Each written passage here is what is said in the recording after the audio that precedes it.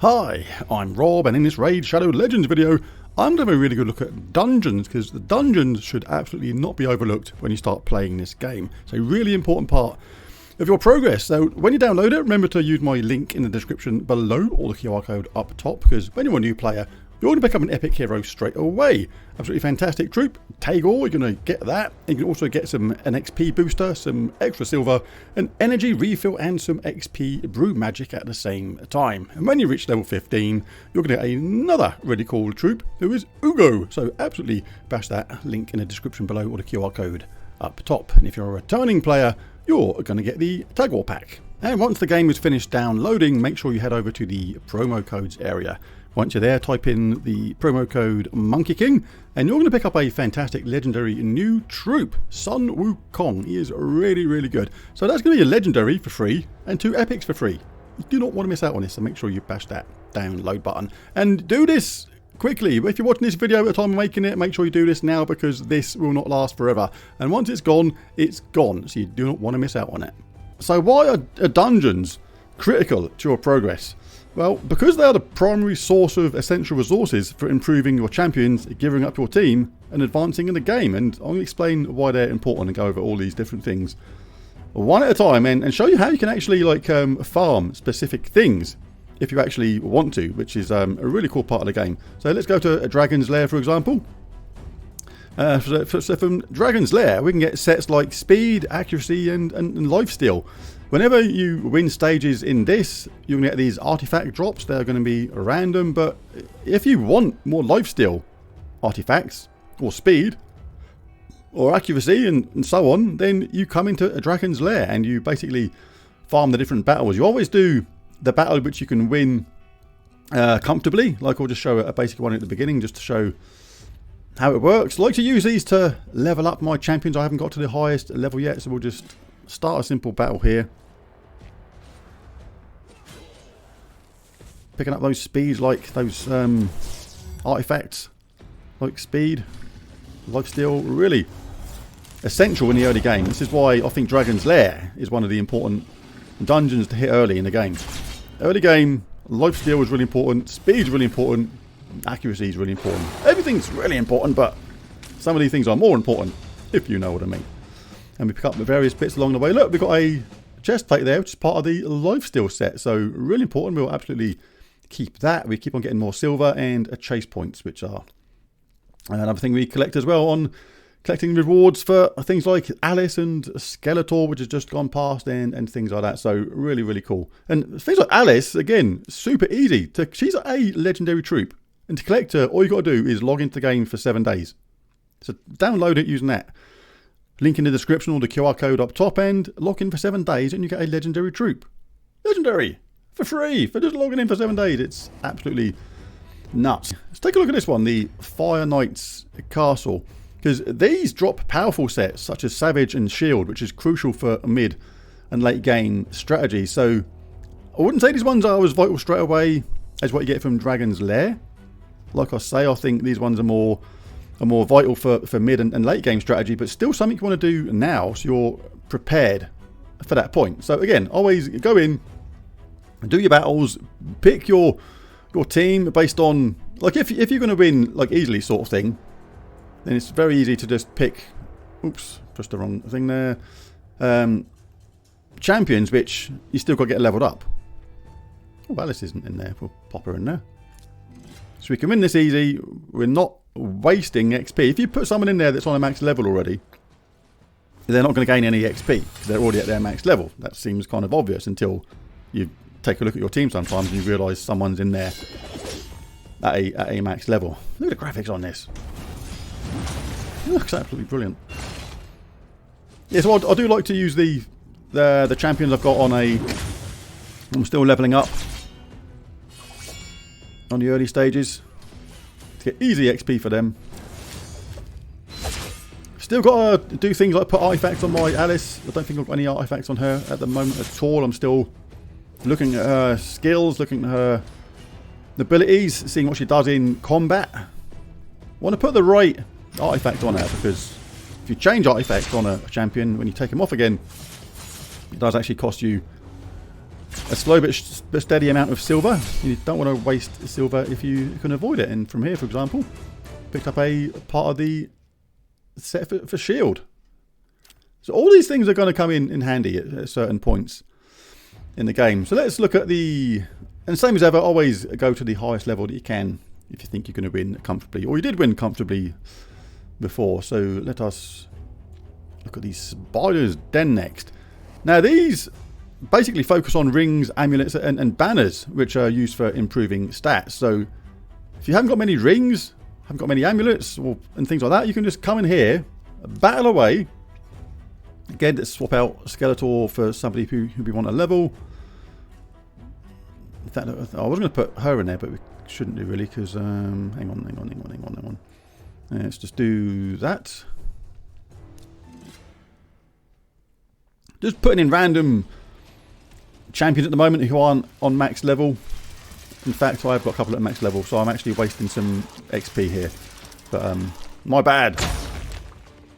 Really important on this spider one, to have champions that hit multiple targets. Look at all these spiders keep coming down. Look, really handy to have the champions that hit multiple targets. Otherwise, if they're running out hitting one target at a time, you're basically wasting your life away just watching battles, which basically could be a lot quicker.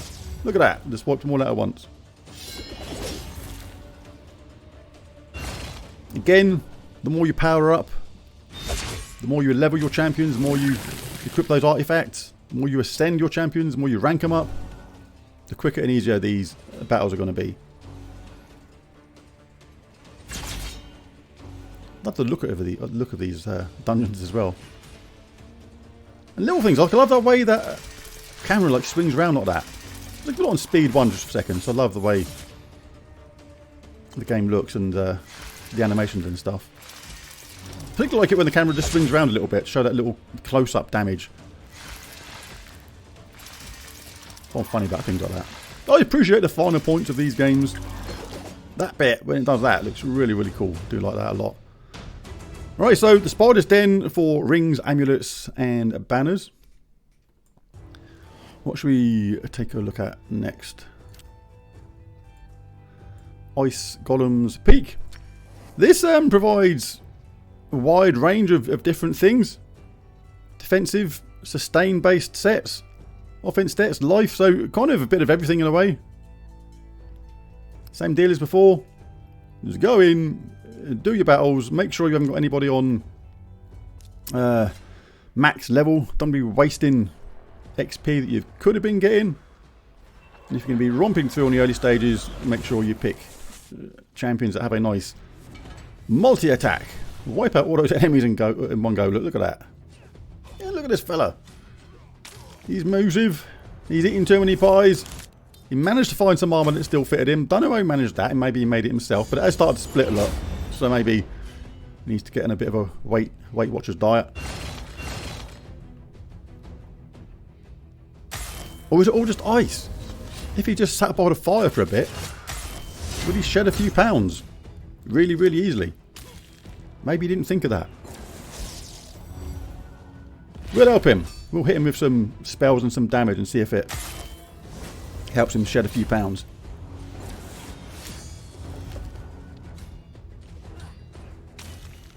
The cool thing about these battles is when you defeat the boss, like just happened, you win the game.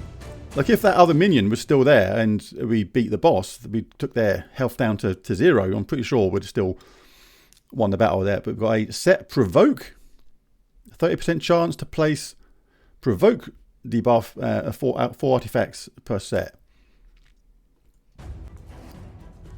So what should we take a look at next? So basically farm these dungeons to ensure your team is always equipped with the optimal gear for both PvP and PvE content. So ascension potions. Alright, the potion keeps. Yes, let's look at these next, because these are a little bit different from the other ones. You've got the spirit keep, magic keep, and the force keep, for example. The spirit keep is open now.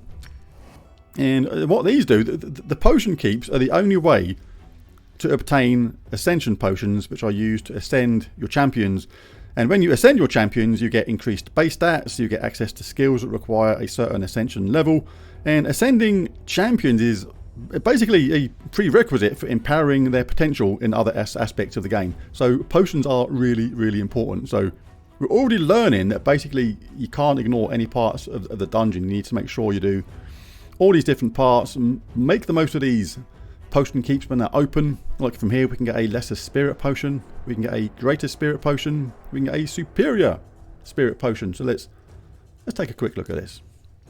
Only a 30-second battle. My Skeletor is maxed out, so we don't need to have him in the team anymore. They're maxed out. They're maxed out right now. Let's pop in him. He's good. Oh no, I already had him there. That was a bit clumsy. Let's pop in Alice. She still needs XP to get maxed out. Not maxed out. Maxed out on my current level. They will go further once we do certain things, which will be coming in different videos.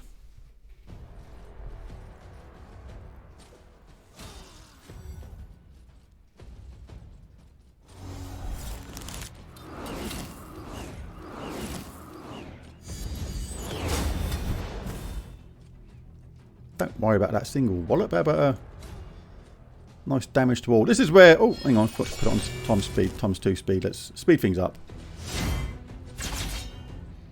So sometimes you may want to take over. If you want to just turn autoplay off, you can do that, and you can select spells yourself. If you think it's going to be quicker, or you think the AI potentially makes a mistake now and again in the kind of spell it does. Like if you know you want to use some health regen, for example, and it wasn't the only option, then you can do that. Like you may want to start off with a particular spell to give yourself a head start in a certain battle. That's where taking autoplay off actually can make a big difference. So yeah, the different potion keeps really, really important. This one opens a Saturday and this one opens a Friday. And interestingly, you can open the magic keep. You can open these keeps for, in this case, for 24 hours. Open time will be extended if the dungeon open according to its normal schedule during this time. And open time will be extended if the dungeon opens according to its normal schedule during this time. Yes. I read that the first time and it didn't make a lot of sense, because I think that was the way I was reading it. But it does cost a lot of gems to do that. It costs you 200 gems to do that. So quite happy to let that open at its normal time.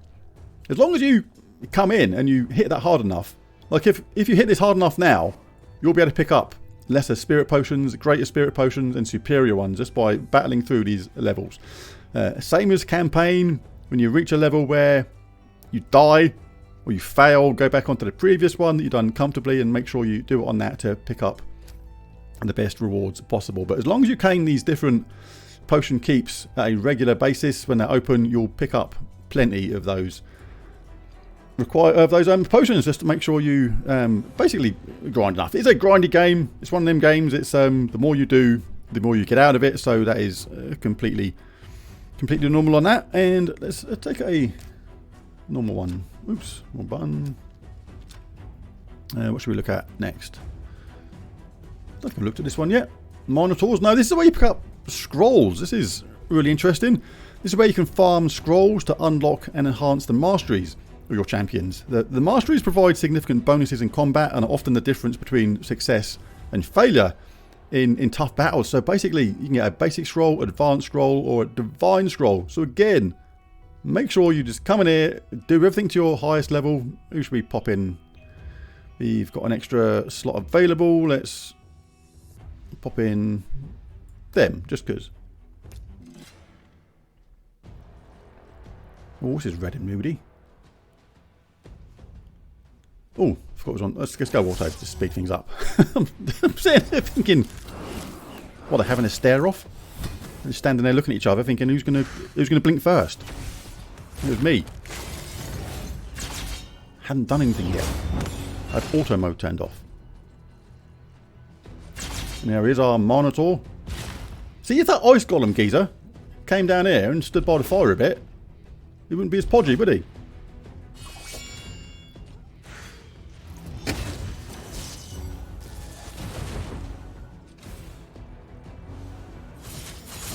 Love the way some of these attacks look. This is one of the cool things about the game. I'm really looking forward to unlocking new champions, actually just to take a look at their attacks and see how they attack and things like that. Very, very addictive part of the game. But, you know, basically, why are you doing all this in the first place? Well, it's basically all due to gearing for the clan boss. Dungeon farming provides essential gear. Like I showed earlier, you get those life steal sets, you get those poison sets, you get them other sets, you get the potions, the scrolls. It's all crucial for performing well against the clan boss. Clan boss rewards scale based on damage, so the better the gear equates to better loot. So the more you do this, the more you get better gear from doing all these different dungeon challenges, the better the loot. So just do this as much as you can. It's like really, really important part of the game. This is, look, I'm new to it. I'm no expert, but I'm just showing what I've learned so far. I've been playing about 3 weeks now and a bit, but I have discovered that the dungeon here is an absolutely vital part of the early game. And it's important too because many in-game events and tournaments require you to complete specific dungeon stages to earn rewards. And these events provide additional resources like shards, gems, and tones. We've got an event dungeon going on at the moment. A really fun one, but I did hit a peak quite quickly. Like I can't get past stage 40 at the moment. This is quite funny because I remember other games where you hit these sort of roadblocks really early and then you play the game, you get hooked on it and you play it every day, and you should do because that's the best way to get rewards from this kind of game. And you look back and you think it's really funny how you sort of struggled on this sort of stage once, like level 40, because at the moment I can do these other ones. Let's just do this stage 5 one here, for example. Let's just go ahead with this team. Shouldn't technically have El Hain in the team right now because she's at her max level. Need to get her up so she can go to level 50 next. But look at these graphics on this. The music as well is pretty epic too. Really good. I love the graphics when the queen does her heart spell, whatever it's called, where it does like a heart shape. It looks in fire. Look, that one. Looks so good. If you haven't hit the download button yet, just honestly, you're missing out. It's free. What are you waiting for? It's just a completely free game. And when you do that again, like from here, you pick up various things. We're getting these critical rate shields. You get the pinpoint set, I think it is, from here as well. You got picking up silver, the tournament points, chase points. Really, really good stuff. Like chase points are vital because you just get them as you go along. The reason why I want to do 75 chase points a day at the moment, I'll just show this ever so briefly. We'll just jump out of here, is because I'm doing this Alice chase thing where you do this every single day. But I'm also doing this second phase of the Skeletor chase where you basically earn up to 75 chase points a day, and every time you do that you pick up the next reward. And I'm on my way to this one. Get the legendary accessory, the Knight's Revenant Amulet. So simply by just earning 75 points. You can earn quicker points in various modes, like campaign you only get 1 point, dungeon only 1 point, faction wars 2 points, arena 2 points, and clan bosses 5 points. So arena is a pretty quick way of getting some easy points because you need to do arena as part of the daily challenges, which you want to do every single day as well. And when you do those 5 battles and you get 5 wins, you can pick up 10 of those chase points really, really easily. So remember to do that. But back into the dungeon though, and just to basically wrap things up. What else we got? Fire Knight's Castle. This one's actually pretty interesting for me because this is like essential sets for arena dominance for me. Like some of these things are important for arena. Like shield, not shield, speed I'd say is really important for arena as well. Actually going first sort of thing, if you can, is really important for gaining an early advantage in battles. But again, let's just swap out a couple of our dudes which are not on a max level. That one's on max level at the moment. We've got to fix that later on, and we'll pop in them because they're on low. I've still got to fine tune this sort of thing. I've just got a couple of random champions in there at the moment. Need to get a healer in there somewhere. Having a healer, really, really important for the game. Quite a lot of time you've done a lot of damage, and you've seen the enemy on a low amount of damage, and then basically just heal themselves or get a revive, something like that, and it's like, oh, crikey. So technically you're dishing out a lot of damage because you've based your team on attack, for example. But you still lost because the enemy kept on having a revive or healing themselves, and it basically means the difference between winning and losing. So it is important to have a healer on the team. Something I'm going to do soon. Start adding in some team competitions, some cool team lineups, the kind of troops that work really well with each other. That's what you need. You need basically strength and weaknesses. Like, if you've got strength in some of your champions, but they've got weaknesses at the same time, you kind of want a couple of your other troops maybe to make up for those weaknesses, or give them help where they kind of technically need it. And what do we pick up here?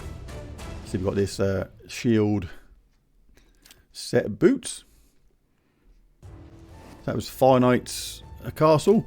So basically all this is preparing you for the end game, because higher dungeon levels drop better gear, making them integral to prepping you for the harder content such as Doom Tower, Faction Wars and Arena Platinum tier. Like, I'm on the lower level of Arena right now. If we just take a quick look at Arena, I'm still on the lower level tier at the moment. It just goes up and up and up. The more you win, you win arena points, and eventually you're going to go up to the next level, and things, and the opponents are on average going to get harder and harder as you go along. So it's all important to just do everything. Like campaign, like I said, really good for just getting levels and XP and making sure you get to the end and start again, and basically do it on hard, brutal, then nightmare. But I'd say dungeon is such an important part of the early game. Like I say, I've only been playing a few weeks, but this is something I discovered early as a vital part to getting different artifacts, different potions, different scrolls, and things like that. But to recap, what ones should you be focusing on first? Like I say, I'm no expert. Hopefully I will be eventually, because I'm really, really into this game. But I would suggest, from my experience as an early player, the Dragon's Lair is one of the better ones to focus on as an early player. These sets like speed, like lifesteal, like accuracy, really, really important for early player. And then the potion keeps are really important too. For when you require ascension, so make sure you do this spirit keep, the magic keep, the force keep, and so on. And transition to Minotaur's Labyrinth to unlock key masteries for a few core champions. You can go in there and you can get these scrolls, which are going to be really important to do that.